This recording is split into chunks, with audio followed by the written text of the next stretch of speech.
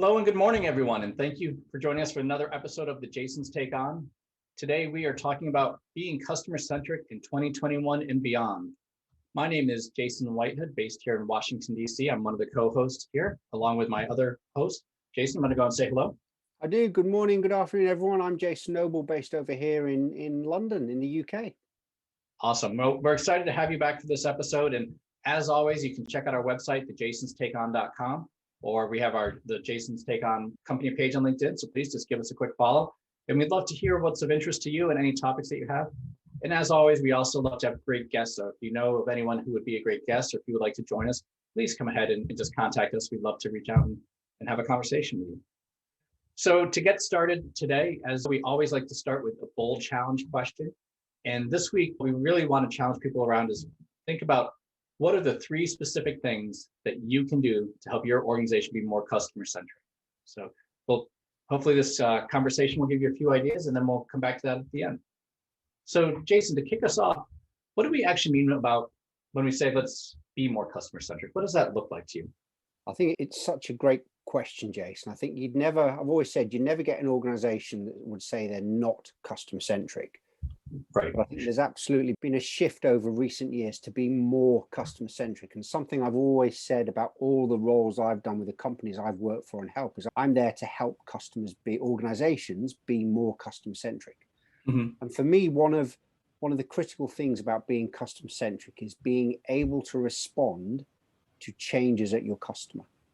And I think that's really important. And it's something that quite often is overlooked. It's not providing customer satisfaction. It's not making happy customers. Yes, we have to deliver outcomes, but our customers are going through, particularly today, almost continuous changes. Mm-hmm. And you've got to keep up with those changes and respond to those changes and keep delivering value while your customers are going through those changes. And I think that's super, super critical. And I think one of the reasons why being customer-centric is so important is not only the obvious, that your customers stay loyal when they have good experiences and when the product's delivering on promises, but also as our customers keep evolving and changing, so too are the ways that we operationalize that and then we support our customers. And I think that's really the key thing. Mm-hmm. And I think if you are customer-centric, it means that you are observing and paying attention to that evolution that's happening in your customer base. And you're able to be very agile in how you respond to that. Now for me, there are really, the statement I say about being customer-centric, and I think there's a reason for this, but for me, it all boils down to a business is customer-centric when it delivers ongoing and growing value to and for their customers. And I really like that statement because it includes a reference to something not just for the short term and for the now. So it's about ongoing, growing value. It refers to what it is, the value, and it refers to who it's for, which is for our customers. And it also allows the term customers to include customers as we know them, but also, and we've said this before in the world of customer success, that we're also thinking about our employees, our team members, and also our shareholders, our investors. So for me, those are the really key things. It's being able to change as your customer's changing, but also delivering ongoing and growing value, because that's what keeps our customers coming back to us for more. I don't know if you'd had any other thoughts on that, Jace? Yeah, I mean, I like what you say there, and I think that's so true about as well expanding beyond just customers to include employees and shareholders, investors, and all those. I think for me, when someone's customer-centric or an organization is, it means they truly boldly embody the idea that it doesn't matter how great you believe your product or service to be, if your customer's not achieving and perceiving value, to them, then your business is going to fail, whether it's fail in the short term or fail in the long term. Really having them that mindset and behaviors to manage that your success is dependent on your customer success. And I think a lot of organizations historically, or hey, we've got a great product and the product can compete on features and functions, and customers will figure out the value on themselves. And I think that's putting the cart before the horse. And then I think to be truly customer centric, it's recognizing and structuring your business to focus on that customer listening and leading. And I think this is important too, because you need to avoid the temptation where you're just really looking just at your internal capabilities or looking there first. And instead, you really need to focus on what is your customer, what do they need now? And that's a listening piece. And what are they telling you? And there's great voice of the customer and there's all these other things, but really, are you truly listening to what they need and taking action with that input? And then I think there's also the other piece where to be customer centric, you also have a role to anticipate what their needs will be in the future, even if they can't see them. And that's a leading piece. Like, how do you identify what's the functionality or the capabilities that your customers will need next, a year from now, 3 years from now? I really like that one. It is that anticipation as they change and grow. What do we need to do? So it's that helping your customers understand where they're going. Yeah, and I think that's where you get to be a leader in your industry and in your segment too, is if you spend a certain amount of time meeting immediate needs and a certain amount going forward. And then I think truly, once you have that, and that's got to be that starting point, is where's the market going? What are our customer needs? Then saying, how are we going to get them there? And that's when you start to look internally. And that's when you start to adjust your business to be agile. Look at your structure, your process, your behaviors of your internal staff. Look at the behaviors of your leadership. And based on this evolution of customer wants, needs, and their capacity, that's where you need to then make your internal changes. But don't start with just, we're going to make the best widget or best feature in our product and push this out. You've got to really look at that whole customer thing. I think these are some really cool points there. And I too often people just think being customer centric is about having happy customers. And I think this kind of expands it, that it is actually, it's a lot more, I don't like to use the word, but a lot more complex, but there's a lot more to it than just having happy, loyal customers. And it's really important to understand that. I think if we look back at 2020, I think has been probably one of the most difficult years that we've had in terms of changing customers' experiences, what their expectations are. But what would you say in 2020? What did it teach us about the need to be customer centric, given that we saw a global pandemic during that year? I think more and more organizations, at least the ones that have really thrived, have realized that a lot of what we've done historically in the past with a lot of organizations, there's a lot of resting on their laurels and putting up with a lot of waste and nonsense because it was historic momentum, I would say. And I think for me, a lot of organizations are realizing if they have this whole mentality of if you build it, they will come, that just doesn't work anymore. And now customers needs to constantly both achieve and perceive the value from it. We talk about loyalty, and I think loyalty is great as long as the market is stable. But if your customer is suddenly looking at cutting 50%, 75% of their organization, everything's on the table. And loyalty goes out the window in the middle of a crisis like that. It's coming down Maslow's hierarchy of needs. You're no longer up where you were, that you can let a lot of things slide. So really, you're now in a situation, I think you'll understand this, that you're constantly competing for that perceived value from your customers, but not just against other vendors in your space, but against every other vendor in which your customer is spending money. You are constantly fighting for your customer's wallet share. And if they suddenly hit hard and unexpected times and they have to make aggressive changes, everything's going to be there. And the harsh cuts, they're going to focus on what they need now and what is truly critical, not what's important or nice to have. And I think coming from that too, I think 2020 has taught us relationships alone won't keep you there. They may get you in the door, they may get you started, and when things are good, a relationship goes a long way. But if you're not delivering value and helping your customers constantly see how important you are to them, the relationship can do just so much. So I think that's a big thing. And then I guess the final piece for me, 2020 has taught us you need that right blend of short-term and long-term mindset. And many organizations in 2020 learned in the short term, we've got to do anything to either keep our customers, whether that's we don't charge them for 3 months, but then they come back to us in some form or fashion, or we make some other tweaks to their contract. We have to be a little bit flexible with them to then say, what can we actually do in the short term to help reduce their costs in the hope of buying some of that long-term goodwill or long-term loyalty, that when things improve, they're going to remember us as the vendor that really tried to support them, even if we lose them in the short term. So it's a tough balance. And I think, there's probably a lot more lessons on it. What do you think? What else has 2020 taught us? I think it's been such a difficult year. And I think you've really hit on some key things there. And I think one thing that it has taught us, it isn't just about sales. I think at the beginning of the pandemic, we sadly saw a lot of customer success teams become casualties of restructures. Yeah. But it almost seemed to fly in the face of logic. And you're thinking, well, actually, what people want to do is retain and grow their customers, or even just retain customers and not worry so much about new business. Because all of these organizations are not going to be looking at new technology, new services. They'll be looking at how do we maintain status quo? How do we just keep our feet above the water? And I think that's really important, that we saw over the 12 months last year, we really did see a focus to shifting from sales being that we need more and more sales to actually we need to focus on customer success. And there was a big I think towards the back end of the last year, Q3 and Q4, we did see an upturn in investment being made in customer success, which was really exciting to see.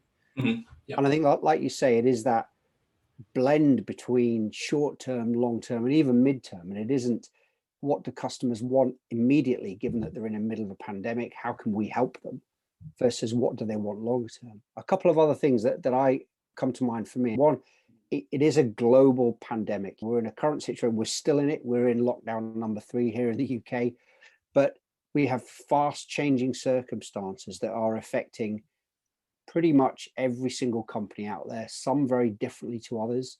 They're affecting individuals. So all of us personally are either in lockdown situations. We may have kind of family with health problems ourselves we've got to look at, but also our customers are being impacted. So this has never happened before, where you've seen the same external event impact everyone. So I think we've got to be very receptive of external events and what's needed for them. So that, again, ability to change and be agile. And I think, related to that is you've got to be able to expect the unexpected. We've always talked about these things before, look at risk management, but where has a global pandemic fitted into that? And how will that change things going forward? I think if you look at the number of organizations I know, I'm talking about leading global enterprises that have been struggling with the likes of digital transformation, even people going remote for years, suddenly they did it in a couple of weeks when they had to do it. And it's that level of change that we've seen, an unprecedented level of change has been accelerated. And I think that will continue. I think you've also got to find, you talked about this, but you've got to find the right level and right method of customer engagement. We've lost the face-to-face, going to see our customers, going to see your suppliers, your partners. That's just not there now.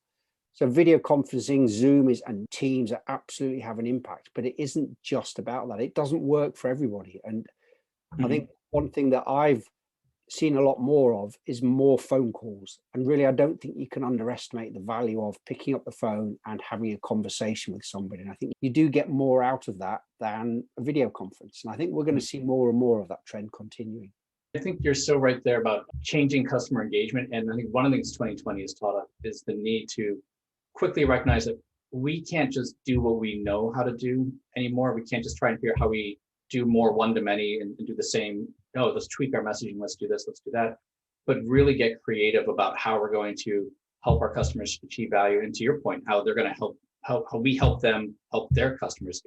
As we have the new service success chain, it's really looking at, you can't just look one leg down. You've got to look all the way across that chain. And I think when I look at some of the restaurants, how they've had to pivot to try and figure out how are we going to do outdoor dining? How will we stay afloat? How will we reconfigure when we're capacity limited to only have half or a third of as much of our client base as we used to have? What else can we do?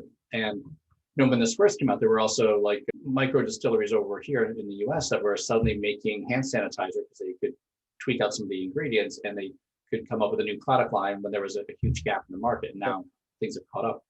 So I think part of this is going to also be, as part of customer centricity, how do you find new ways of doing things you've never thought of before and find creative people to find new solutions? And come with that comes the willingness to take a risk and the willingness to try something new, knowing it may not work. Yep. And I think that's going to be really key going forward is you can't just try and do the same things faster or more efficiently. Yep. Okay. So I guess to that end, very similar, what no longer works that we used to do in the past? I think that, again, another great question. There are some things here that perhaps we wouldn't have even a year ago, we'd have never even thought about these things. But I think, as I said in the previous question there, that we cannot rely on having face-to-face dedicated time meeting people. I think that's just going to change. More and more organizations are doing remote working. I think in the future, what we are going to see is a less business travel. 2020 has demonstrated that we can survive, we can thrive, we can grow without business travel. So I think you're going to see a change in how this works and the need for people to actually sit in the same room. They'll still be there, but I think it'll be there to a much less of an extent. And I think that's something that's going to be very important to see how that develops. I think we've also making too many broad segment level assumptions, I think is key. We've seen this COVID has impacted every single organization. It doesn't care about segments. It doesn't care about kind of geographical locations to an extent. But I think you've got to get away from making very broad assumptions at a segment level. And even if you look at segmentation based on experience, segmentation based on what expectations people want, that's changed. This has affected everybody much beyond however we thought the segments will work. So that's something I think people have to revisit segmentation and perhaps be prepared to dive in at even a more granular level. We might see a breaking down of certain segments into kind of micro segments, which is going to be difficult to do. We're going to have to look at tools and services that allow us to provide that level of efficiency around that. I think another key one for me is historically, we've been able to not necessarily use the right tools, and we've been successful without having the right customer success management tools in place, the right CRM in place, the right collaboration technologies in place. But we've seen now that there is absolutely a place and a need for this. And I think automation has become even more critical. That personalization, being able to do everything at scale though, but making it personalized is really important. So I think not having the right tools might have worked historically. We might have got by on it, but I think now, irrespective of how quickly we're trying to scale and grow, you cannot succeed without having the right tools and technology in place. When you look at efficiencies, you look at driving value, you look at automation, these things are absolutely super critical for us. Yeah. Anything else you'd add on that? Yeah, and I like what you're saying about having the right tools and technology. And I think with that also comes the growing recognition that it's not just having the tools in place, but getting people to use them as intended, as designed, and collaborating with the tools in a way that creates the value that you want. And for so long, I think that's the whole reason we have customer success, is so many organizations could deploy a technology, but struggle to get everyone to use it in a collaborative way that delivers ongoing value. And that's really where part of the challenge is. But one of the things that you said earlier that really struck me too is like the need for looking at how well you as an organization can drive digital transformation. And what I start to look at here too, and we think of practices that no longer work. And overall, I would put it in a big bucket of, for too long, a lot of organizations would tolerate and put up with bloat in their organization. And that bloat could have been staff members who may be in the wrong role or not really productive or just not happy there anymore, but they stay on longer than they should. Some of that bloat could be things where there's a perception, if it ain't broke, don't fix it. And there was a perception we're still closing some sales, we're still doing whatever we needed to do, that we can put up with some bad practices internally. And now I think people are recognizing that a lot of poor behaviors before that they could get away with because they were still winning sales and still doing some things no longer fly now, and they lose customers if they don't have them. So really making some of those hard internal changes to align your organization to keep everyone customer centric and make sure everyone's really delivering value. People are going to start saying internally, like, hey, are we really doing enough here? And I think for a long time, organizations weren't. And sort of on that theme too, having worked with a lot of sales, service, and marketing groups in the past, most organizations, they would tolerate a certain amount of lone wolves or the cowboys from the sales perspective, because they were closing deals and bringing in money, regardless of the impact on were they bringing the right people, were we able to service them effectively, could we actually retain them and deliver the experience? And I think now people are looking a lot more like how well are internal staff collaborating to deliver value, and that you can't have a great individual performer if the way that they're operating prevents everyone else downstream from delivering the experience and that great impact and value to the customer. So I think there's going to be a lot more looking at the internal change management and internal leadership to make sure that you're delivering on a customer vision. And even just some of the basics, but I think people are realizing through Zoom work and other things that you can waste a lot of time in meetings that it's not productive, and that you don't need to physically be there to micromanage your employees, because that doesn't help either. And people are going to really start to look at what are some of these leadership and management skills about how we keep employees productive and how we keep collaborating with them. So I think that's a really interesting point about wasting time in meetings, because I think you wouldn't want a video meeting without kind of the pleasantries of it, but it's understanding how much you need. You do like the introductions, you like to say hello, but it's understanding what that balance is. Right. And I think what you can probably see is that online video meetings can be more productive and more efficient. But there are some very unique things. The number of times that people wave goodbye to each other in online meetings is amusing to see. You'd never do it in a real meeting room. And I know there's lots of right. kind of parody videos done about it. So I think that is something that is going to be really interesting to see how that works. How would you say over the last 12 months or so, how have customer expectations changed? What changes have we seen? I think one, both with customers, but even internal organizations too, is a lot more humanizing and giving people grace and legitimate concern for how are you as an individual holding up and faring physically, mentally, socially within your family, whether or with isolation or what's going on. That people are starting to recognize the importance of it doesn't matter if you're a vendor or someone else, we're all human first. And that's, I think, one of the positive things. And I think related to that too is to a certain degree, customers will give a little bit more grace and understanding up to a point. And they're understanding that people are more stressed than ever, facing challenging circumstances, whether it's you have young children at home and you're trying to work a full-time job while caring for those, or if you have sick relatives or whatever it may be. So I think people are being a little bit more understanding and that everything just takes a little bit longer than it used to, and they're willing to go with that. And I think though customers do expect you will be able to deliver some version of an experience virtually. And especially when March, April, when things first started to kick off, I think there was a lot of up in the air. No one knows what's going on. But now here we are 9 months later, whatever it may be. Like, all right, you should have figured this out in some version by now. And you need to figure that out. And I think customers expect you to change quickly. And people are getting back to the point, Amazon can deliver this pretty quickly. You've had almost a year. What's the holdup here? Or my other vendors are doing this. So I think expectations are quickly going there. People are being a little bit more human, but they're getting back to the expectations of we're paying money. This is a service. We expect the value that we want. And I think part of that too is they're looking very closely at service delivery and your ability to make their lives easier and make their lives more effective in their work jobs is key.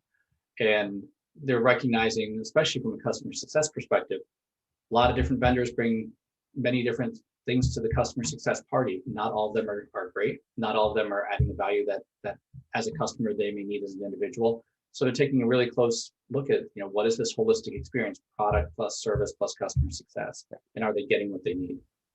And I think ultimately they're going to take that careful look at what is the value, what's the experience, are we saving time and effort, are you making my jobs easier or harder, and am I getting the value we want? So I think those are some areas where expectations have changed. But what about you? What are your thoughts? I think that one there is really key because I'm quite frankly getting a bit fed up of organizations where you phone up now, and it is 9 months on. Due to COVID, the situation, we're not able to get to your call quickly. Too many customers, not customers, organizations are using that as an excuse. Mm-hmm. They've had ample time to gear up for this new normal, make changes. And it's really disappointing that organizations are still doing that. And I think that's something that you've got to be responsive to these changes. We have different expectations now, and we don't want to rely on the same things that worked before. And I think that's really key. I think one of the key things is the expectations are still changing. People, it's almost counter to what I just said, but individuals are still not quite sure what they want. We can't now go out in the UK, for example. There's a bigger reliance on online. But because they're still changing, you've got to be very agile and be able to change, as we said before. And I think it's still changing across both me as an individual consumer, but also as companies, it's changing. Yeah, I think one of the other key things is that remote work is a very real thing now, and how we interact with each other has changed. Mm-hmm. That is something that is so important, and relationships are important, and they really have become critical. And that understanding, particularly, we were saying earlier on, there's a lot of people that are on their own. And they don't have that day-to-day FaceTime with other people. And it's important to understand that. So I think you've got to be very conscious of individuals. You've got to be very conscious of how their own circumstances are and how that might impact you as well. And you as a provider delivering services to them. Yeah, and I think too, and this sort of leads into the next question, a lot of people have become more comfortable with a variety of different technology interactions for engagement. But it doesn't have to be a phone call. To your point, it doesn't have to be face-to-face meetings. I think a lot of people, they miss social interaction. They don't necessarily miss work travel and work meetings per se. But I think people are different tools and technology. Like I don't need an instant access, or I don't need to be on the phone with someone if I can chat with them and do three other things at the same time. And I guess to that end, Jason, let me ask you, what new tools or technology, or even just techniques do we have now that will change how we engage customers going forward? What do you think is going to really stick here and make things better as we hopefully come out of this pandemic fairly soon. I think one of the big ones is it has to be video conferencing. And that when I say conferencing, I don't just mean one-to-one calls. We can do one-to-many calls. You can now break out into separate meetings. You can do polls. You're seeing a real growth in virtual events popping up, which is really well. That's being done using similar kind of conferencing tools as well. And I think that's something that there probably isn't a person now that doesn't know what Zoom is. I go back 2 years and that was brand new. And I think what we're going to look is a lot of these tools are going to change and we're going to be allowed to collaborate. Things like Microsoft Teams, the whole G Suite products from Google, the ability to collaborate on documents, on presentations, on things at the same time is critical. Now, clearly one of the big challenges we're going to run into is compatibility between these. There are some organizations that are, because of different IT policies, have to use one version versus another. So we're going to have to look at that kind of interoperability between different tools and services. And I think that's something we're going to have to be very conscious of.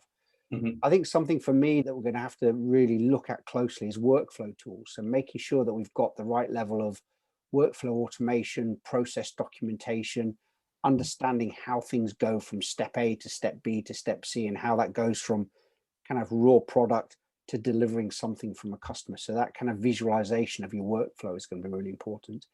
And then I think, as we said already, the other kind of tools, techniques, and technology is remote working. Right. People are going to be based at home, if not all of the time, for a portion of the time. And I think that's going to be something that is really going to hit how we work in the future. I really don't see a day where everybody goes back into the office full time. I live on the outskirts of London. All my working life I've commuted into London. I'm lucky enough to have worked for numerous companies where remote working has been a key part of what we do. I'm now working for an organization where we are just remote, but people are going to question the need to spend kind of an hour plus 2 times a day commuting.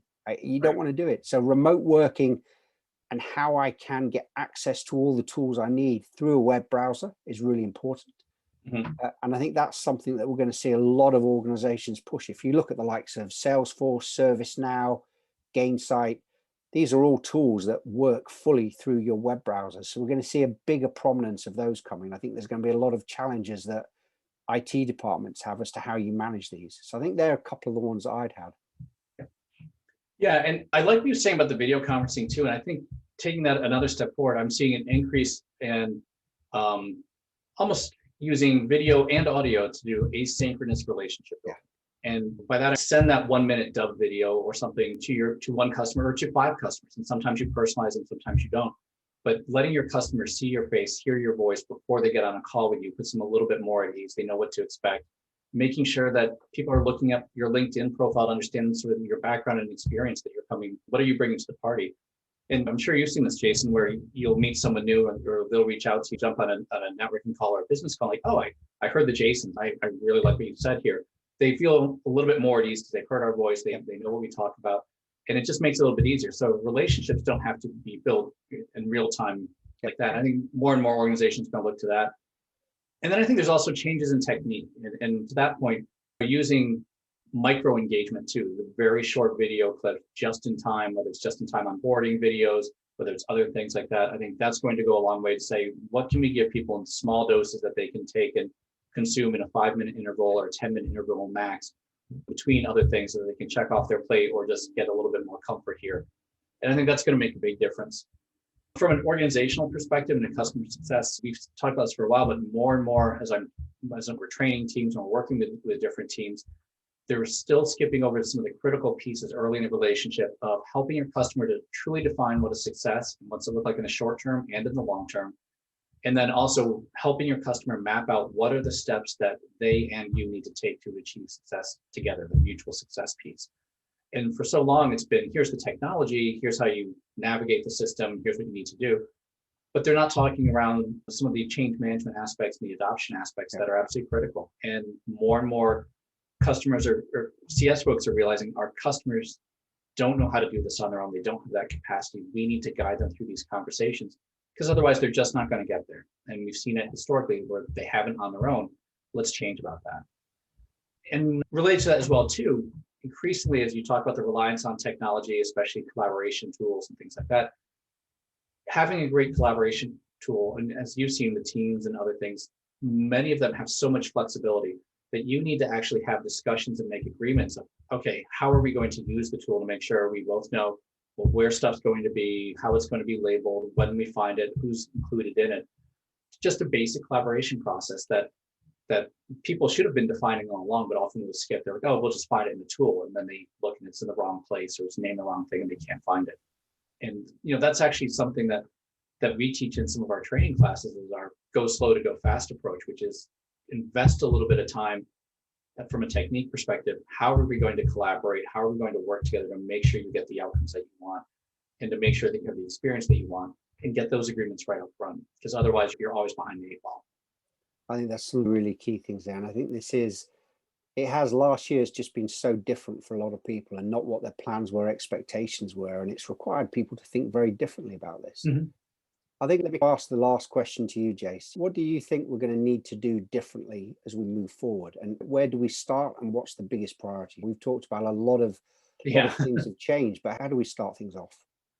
I think one of the big things is looking beyond the technology. And by that, I typically mean your technology, your product or service, but it could mean some of the collaboration tools to really look at the people and the process issues and how you work internally, as well as how you work with your customers and help them engage with their customers. So focusing on change management and adoption and what is the critical path to success for our customers? What is the critical path to success for us? And then really looking at all these organizational factors that we need to address to get there. So I think that's going to be absolutely critical. And then the next thing I think is building your customers' capacity to drive their success on their own. And that's something that's been skipped for a long time, sort of that teach a man to fish approach. If you've got, I've seen so many times where customer success professionals will go into their customers and say, hey, you've got to drive adoption. Hey, you've got to drive change management. And the customer go, okay. And they're like, and how are you going to do that? I don't know. I've never done it. Yeah. Okay. Clearly there's an issue here. And as I think of it, if you almost someone who's has a severe addiction issue, you want to give them a just say no to drugs commercial, or you want to give them a program with leaders that teach them techniques to actually solve their issues and be able to put behaviors in place that are going to address those. And I think in many ways that a lot of people are addicted to their own current work practices and work behaviors, and you need to help them break that addiction to learn new ones that are going to be more effective for them. And you can't do that just by saying, hey, you got to do this. You got to get into the weeds a little bit. And then I think the next piece too, in terms of how to do this going forward, is get your internal house together. Really make sure that you've got that internal alignment, that you've been addressing those internal behaviors that have been maybe tolerated for a bit too long, and really make sure people are focused on customer centricity, helping make sure everything contributes to the customer's outcomes and success, whether you're sales, marketing, product, all the way through, and figuring out what that looks like, and increasing your ability to quickly adapt and evolve. So quite a bit there I threw at you, but I think there's a lot of it, and the issues are not the technology itself, it's all the other stuff around it for me. But what about for you? What do you think needs to be done differently? I think you've covered some really key points there. And for me, the only kind of other things that I'd add on to it is I think it's going to be even more critical than it has been to date to get a better and deeper understanding of what our customers want, what are the actual outcomes they're looking for, and how do they want those outcomes, so the right level of experience for them. And that I think we're going to have to really dig even deeper to try and find with our customers, and be conscious that those outcomes could shift over time. So you need to keep those conversations going. I think something else that we can't overlook is the need for a level of really improved engagement internally. We've got to make sure that those internal silos don't exist, and we've got to be working. Right. If you look at how your sales team work with product, how your sales team work with customer success, how customer success work with product, those interfaces and links really have to be 110%, because if things aren't working for our customers, we need to know, we need to be able to shift and make the right changes for our customers. So those, I think, are really the key things for me, and none of them are easy to do. I think a lot of these are going to require time to do this, but I think with the right level of investment, the right level of experience, and the right people in place, organizations can really start making these changes. And I'm really I'm always an optimist. I'm an eternal optimist. And I think I'm really not just optimistic about this, but really excited about what 2021 is going to mean for customer centricity, but also customer success and the growth we're going to see in businesses where we just, like we said, a year and a half ago, no one anticipated this. It was just run of the mill, business as usual. Things have changed. And I think we're going to see a lot of good that's going to come out of this, that people are going to be interacting and working very differently in the future. I think you're absolutely right about that. All good stuff. Guys, that was it from us. I just realized that was our first podcast of the year, Jay. So we're happy to be back. We've got an exciting 2021 plan with some great guests coming up on other topics. As Jason said, please do take a look on kind of our website, take a look on the LinkedIn groups, do have a look at the other questions that we pose. If you've got any feedback, we'd love to know.